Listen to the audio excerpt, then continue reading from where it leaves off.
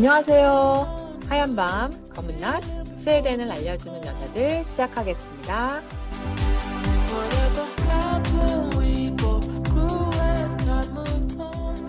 하얀 밤이 한창인 스웨덴의 여름은 7월이 절정이라고 할 수 있거든요.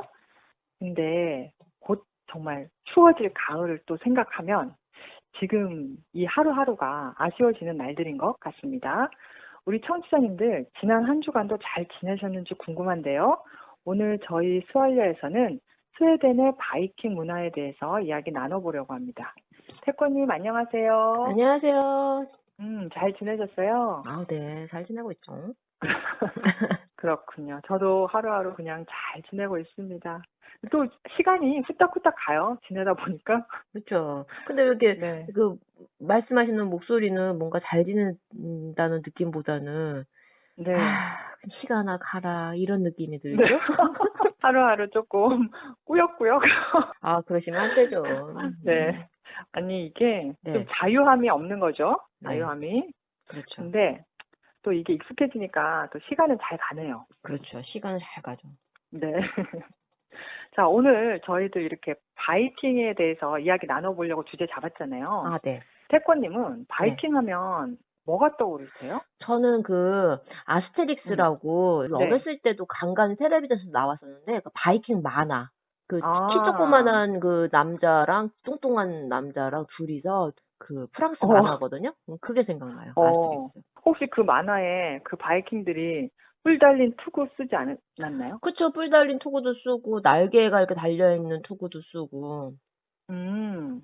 제가 요거 바이킹 하면서 알게 된 거. 그 뿔 달린 투구가 이 허상이라는 거죠. 그러니까 전 몰랐어요. 저도 당연히 뿔 달린 투구를 생각한 거예요. 양옆에 이렇게 소뿔처럼 이렇게 나와 있고 막 웃으면서 뭐 술도 막 술을 그냥 마시면 안 돼. 막 흘리면서 막 마셔야 되죠.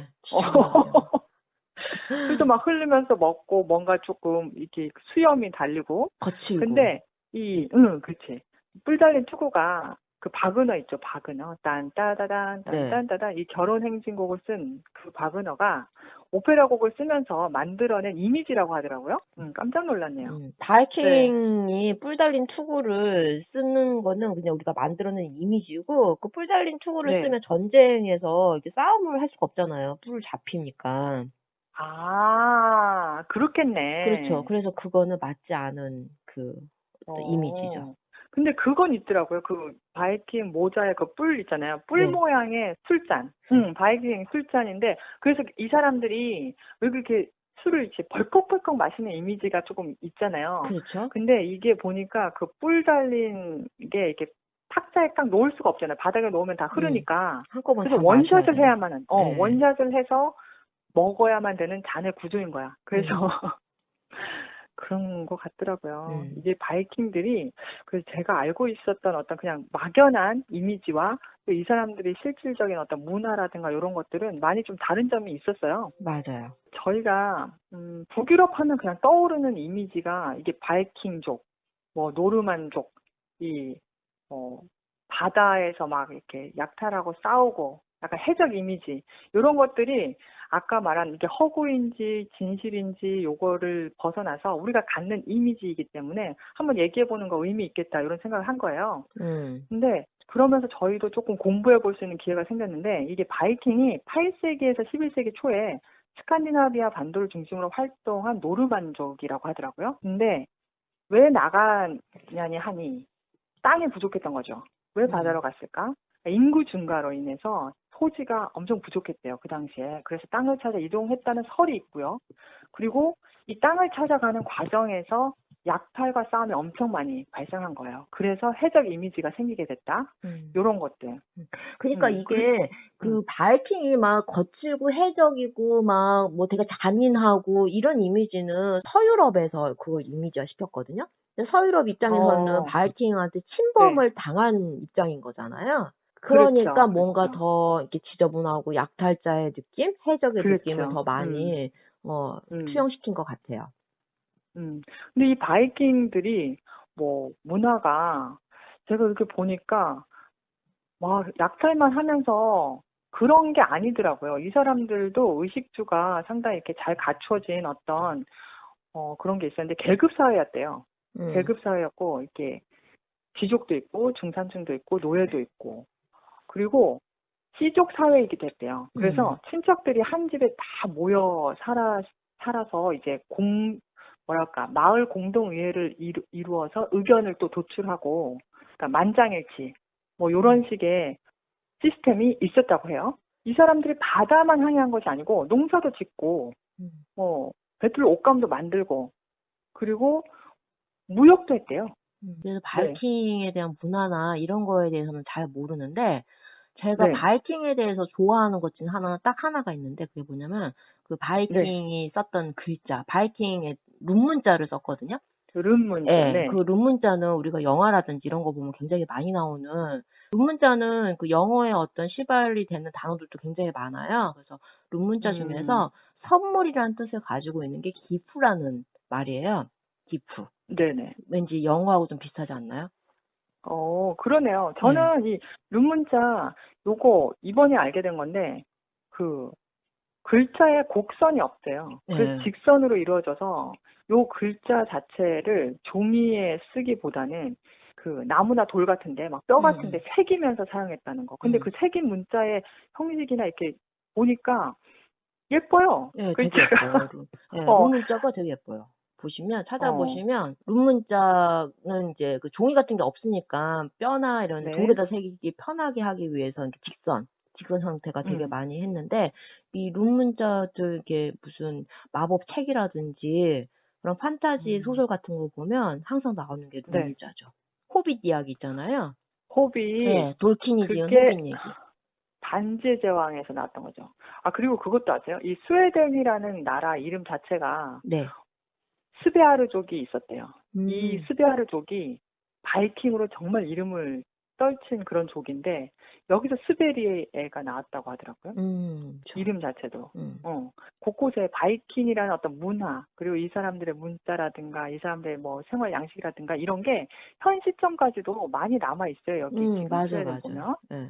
그리고 바이킹이 여기저기 많이 다녔죠. 그래서 제가 알고 있는 것 중에 하나가 그 프랑스의 노르망디라는 그 지역이 바이킹들이 들어가서 정착해서 만든 지역이거든요. 그래서 이름이 노르망디의 뜻이 북쪽에서 온 사람들이라는 그런 뜻이래요.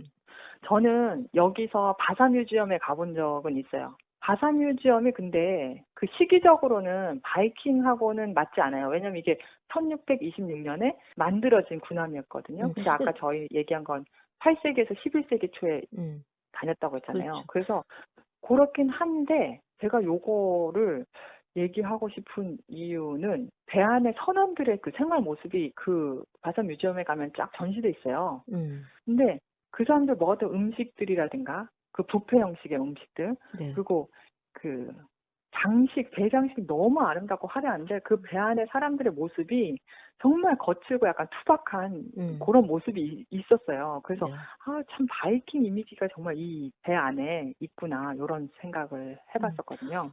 여기서 그 조금 이해를 드리기 위해서 말씀드리고 싶은 게 바사 뮤지엄이라는 게 어떤 거냐면 스웨덴에서 옛날 중세 군함을 만들었는데 그게 바사호잖아요. 근데 이 바사호가 엄청나게 큰 배였고 그래서 이제 출발을 시켰는데 한 1500m 가자마자 가라앉은 배죠. 그래서 이제 첫 항해에서 그렇죠. 선여항해에서 그렇죠. 출발시키자마자 그래서 이제 현대의 그 가라앉은 배를 꺼내서 그대로 만들어 놓은 게 바사 뮤지엄이라는 데고 이제 복길님 말씀하신 것처럼 거기에서 이제 바이킹의 느낌들을 많이 저희가 느낄 수 있다. 하는 거죠.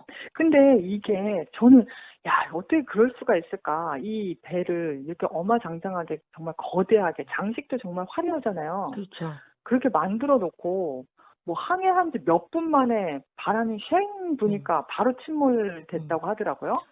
아니 근데 저는 이게 바이킹 하면 뭔가 배 만드는 기술이 되게 세련되고 발달했을 것 같은데 참 이런 일도 있다는 것도 신기하고 그렇죠. 요거와 관련돼서 맞아. 그 또 흔적이 남아있는 것들이 저는 카누 이런 것도 얘기하고 싶은데 이 바이킹들이 처음에 그 큰 배를 만들고 이제 빨리빨리 무역이나 교역을 하기 위해서 동남아 한나를 그대로 가져다가 그 안을 완전히 판 거예요. 파서 이제 카누처럼 그렇게 배를 이용해서 사용한 거죠. 근데 그쵸. 요즘에 또 남아 있는 거죠, 이게. 바이킹 하면 좀 낯설긴 해요. 낯설긴 한데 우리가 이제 바이킹이라는 거는 북유럽에서는 굉장히 큰 주류가 되는 문화라는 거죠. 그리고 우리도 그렇죠. 알게 모르게 그 바이킹의 문화에 이제 적셔 있는 것들이 있는데 지금까지 이제 보기님도 몇 가지 사례를 말씀해 주셨는데 저희가 또 쉽게 접할 수 있는 것 중에 하나가 그 네. 루돌프가 썰매를 끄는 그 네네. 이야기. 그것도 바이킹 얘기예요. 아, 그래요? 예, 바이킹의 네. 신화 가운데 보면 신화 중에서 축제 때 네. 하늘을 나는 말을 타고 다니면서 선물을 나눠주는 그 북유럽 신화 오딘의 이야기가 있는데 그 오딘의 말 한 마리 중에 하나가 머리에 네. 불꽃을 달고 다녔대요. 그래서 여기서 나온 게 빨간 꽃 사슴 루돌프가 산타클로스를 싣고 다니면서 선물을 나누어 준다. 오. 그런 얘기들이 이제 바이킹의 신화에서도 유래가 됐고 또 한 가지 우리가 네네. 되게 좋아하는 그 음식 문화 중에 하나가 뷔페. 그렇죠. 뷔페. 뷔페 너무 좋잖아요, 뷔페. 근데 이 뷔페가 바이킹이 네. 이게 퍼뜨린 문화예요. 네네네. 네, 그래서 바이킹의 식사법이 뷔페였고 이제 그게 이제 지금 전 세계적으로 이제 뷔페라는 이제 음식 문화가 이제 만들어져 있다는 거죠. 그래서 들이 예. 항해를 하니까 그 배를 탄 동안에는 먹을 게 별로 없었대요. 그렇죠. 그래서 그냥 식탁에 대충 올려놓고 먹고 집에 돌아와서 이 고생한 선원들을 위해서 집에서 가장 맛있는 음식들을 완전히 식탁에 쫙 펼쳐놓는 그런 문화가 있었다는 거죠. 이게 뷔페 문화. 네. 네. 그리고 이제 바이킹 중에 그 하랄이라는 왕이 있거든요. 하랄 브로탄이라는 왕이 있는데 이 왕이 네. 이 바이킹 시대 때 네덜란드라든지 덴마크 이런 쪽을 다 통일을 시켰어요. 이 사람의 네. 이름을 영어식으로 발음을 하면 하리랄 브루투스가 되거든요. 네. 근데 덴마크에서 이 브루투스라는 서비스 기술을 만들어내서 이 이름을 명명을 할 때 그 이 하랄 왕의 이름을 땄다고 해요. 왜냐하면 전자제품의 어떤 모든 이 라인을 통일시킨다. 이 블루투스라는 이 기술을 통해서. 그래서 바이킹의 그 왕이 신기하다. 네네. 덴마크를 통일시켰던 것처럼 전자제품을 통일시키겠다 의미로 이 하랄 왕의 이름을 따서 블루투스라고 지었대요. 재밌죠? 신기하네요. 네. 재밌어요. 블루투스가 거기서 온 줄 몰랐죠. 그렇죠. 네. 그러니까 지금 우리 태권님이랑 제가 하는 말이 참 많이 남아있다. 그 당시 어떤 바이킹의 문화가 그렇죠. 지금 현재까지 이렇게 오고 있는데 또 여기가 되게 관광지로 유명하잖아요. 그래서 바이킹 테마 레스토랑도 많이 있어요. 맞아요. 한국에도 있지 않아요? 네. 바이킹 뷔페? 여기는 어떻게 됐냐면 밤나스탄에 있는데 평가는 정말 좋더라고요. 막 구시가지. 막 이렇게 돼요. 구시가지. 우리나라 말하면 인사동 같은데. 그렇죠. 되게 관광지로 유명한 올드타운 뭐 이 정도. 근데 그날 저희 남편이 레스토랑을 예약을 한 거예요. 그날이 우리 결혼기념일 예약을 했는데 가서 저는 정말 저희 좀 우아하게 우아하게 식사하고 싶잖아요. 장미도 하나 이렇게 있고 그런 데서 먹고 싶었는데 이게 정말 포크도 삼지창 그 크기나 이런 거 삼지창에 음료수도 약간 그 뿔잔에 나오는 거 아닌가요? 뿔잔에 나와서 내려놓을 수 없게끔 다 먹어야 되는 거 아닌가요? 네. 그런 거를 맛보면서 그리고 저희는 올라가서 이게 배를 형상화했기 때문에 배 칸칸이마다 올라가는 사다리가 있어요. 네. 그 사다리에 올라가서 한 구석에서 먹었는데 이게 너무 불편해 떨어질 것 같고 사다리를 겨우 타고 올라가서 어머, 밥을 삼지창으로 고기를 먹는데 거기 웨이터도 그 사다리를 타고 올라와요. 그러면서 너는 뭐 필요한 거 없어. 주먹으로 식탁을 내려치면서 막 주문하고 막 이래야 되는 거 아니에요? 아니 정말 안타까웠습니다. 그리고 조명 자체가 되게 어두워요. 다 이렇게 횃불처럼. 근데 어쨌든 이제 테마 레스토랑이기 때문에 그런 어떤 바이킹 문화를 좀 경험해보고 또 거기서 나왔던 음식들이 있거든요. 바이킹 음식들. 그런 거 먹어보고 맛보기에는 좋다는 거. 바이킹 뷔페. 삼계탕으로 밥 먹고. 어쨌든, 예, 오시면 네. 한 번씩 또 체험을 한번 해보시면 재밌을 것 같네요. 네, 좋을 것 같아요. 또 바이킹 문화 중에 하나가 어떤 게 있었냐면, 네. 바이킹족들은 네. 제일 그 엄격하게 다루었던 범죄가 도둑질이었대요. 네. 도둑질? 예, 그래서 남의 물건을 어. 도둑질을 하면 사형. 고 살인 같은 경우에는 벌금처럼 뭘 내고, 아니, 뭐지? 근데 예, 예. 너무 웃긴 게 본인들이 솔직히 다 약탈하고 그러니까요. 자기 희한하네. 부족이 아닌 데서는 네. 훔쳐와도 되지만 자기 부족 내에서의 도둑질은 가장 엄하게 다룬 범죄라고 하더라고요. 그러면 살인이나 이런 것보다 더 그렇죠, 그렇죠. 예. 그러니까 도둑질을 하다가 들키면 사형을 시키고, 살인을 네. 저지른 사람들은 벌금을 내거나 아니면 쫓겨나는 거 정도. 왜냐면 바이킹은 뭐 명예를 지키기 위해서는 살인은 와. 할 수도 있다. 네. 뭐 이런 식으로 생각을 했대요. 그래서 어. 그리고 또 웃긴 것 중에 하나가 그 네. 재판 같은 걸 할 때 그 증인이 되면 바이킹족들은 되게 싫어를 했대요. 왜냐면 요즘에는 증인을 할 때 이렇게 법전에다가 손을 대고 나는 진실만을 네. 말할 것이다라고 얘기를 하잖아요. 네, 근데 네. 바이킹에서는 재판할 때 증인은 불에 달구어진 쇠 그 막대기 그거를 거기다가 손으로 그 손을 잡고 그러고 나서 이 사람이 네. 증언을 하는 거예요. 그랬는데 어. 며칠 지나서 그 손에 네. 그 화상이 제대로 아물면 이 사람이 진실을 말한 거고, 이 사람의 그 상처가 덧나거나 잘못되면 진실을 말한 게 아니다. 요렇게 야. 판단을 내렸대요. 그거는 완전 피부 타입에 따라서 달라지는 그렇죠. 그런데 이게 그 범죄자보다 증인들이 더 두려움에 떨었대요. 바이킹 재판은. 아, 정말. 아니, 근데 그 증인이 그 손에 그러니까요. 아까 증인 어쩔 거야. 저 같으면 막 아우, 누가 증인 쓰라고 그러면 전 도망갔을 거예요. 안 해요. 그러니까. 아우, 정말. 그런 것도 너무 싫고 그 중세의 어떤 벌 같은 거 있잖아요. 네. 아까 뭐 솔직히 도둑질래도 막 사형에 처한다 그러고 이런 것들이 과연 그럴 수 있을까 하는데 사람 사냥부터 시작해서 참 별별 일들이 다 있었던 게 또 유럽이었던 것 같아요. 그러니까요. 유럽이 정말 음. 잔인한 문화가 많아요. 많아요. 아주 많죠. 네. 음. 그리고 아까 우리 복규님이 그 바이킹 뷔페 얘기하시니까, 그러니까 스톡홀름에 네. 오셔서 네. 바이킹의 문화를 좀 느낄 수 있는 거, 그 바이킹 뮤지엄, 바이킹 박물관이 네. 있어요. 근데 많이 크지 않은 뮤지엄인데 한 1시간에서 1시간 반 정도 걸리는 그런 민속 바이킹 문화 박물관이거든요. 그래서 그거 한번 거기 보시면 이름이 좋고. 어떻게 되는 거예요? 바이킹 뮤지엄이죠.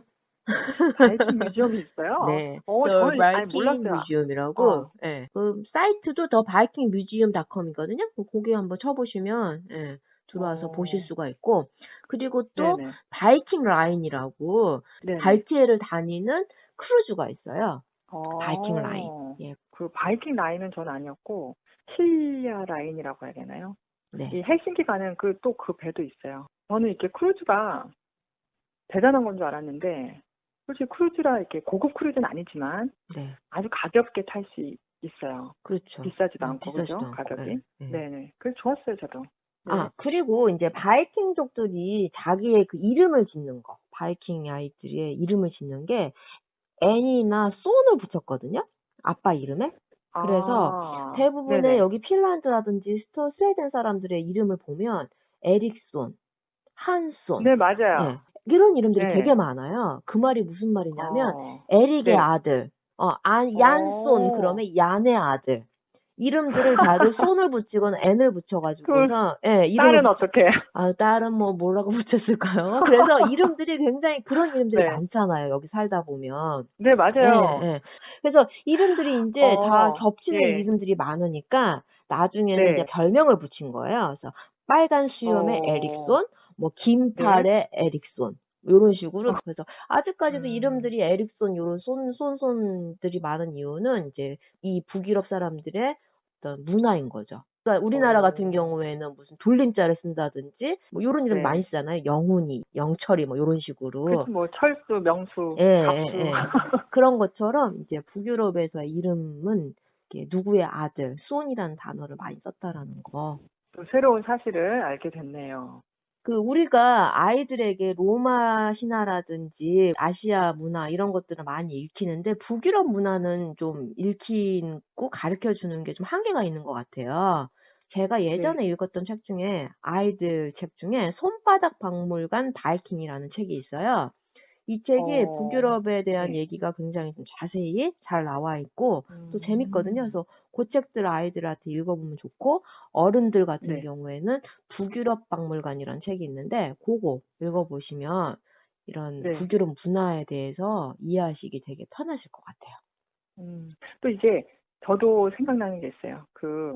우리 딸이 읽는 책인데 이 바이킹 문화 궁금하다고 네. 영어로 된 책인데 요거는 빅시어스 바이킹? 그러니까 승리하는 바이킹, 네. 빅시어스. 근데 이 책이 만화로도 그려져 있고 역사나 이런 게 되게 재미있게 또 쓰여져 있다고 하더라고요. 우리 딸 아이가 너무 좋아했어서 저도 한번 말씀드립니다. 맞아요. 그래서 북유럽 신화책 이런 것들 한번 읽어보시면 또 새로운 그 재미난 이야기들에 대한 경험이 많아지실 것 같아요. 맞아요. 예. 왜냐면 이게 유럽의 문화와 북유럽의 문화는 정말 많이 다른 것 같아요. 맞아요. 북유럽은 또 다른 곳이죠. 저희가 네네. 나중에 시간이 되면 북유럽 신화에 대해서도 한번 얘기를 해보면 참 재밌을 것 같아요. 네, 저희 수활력 오늘 바이킹의 문화와 관련된 이런저런 이야기 나눠봤는데요.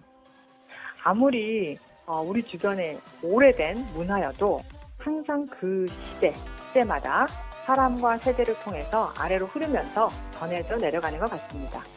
청취자님들 한 주도 건강하고 행복하시고요. 스웨덴을 알려주는 여자들 다음 시간에 만나요. 안녕.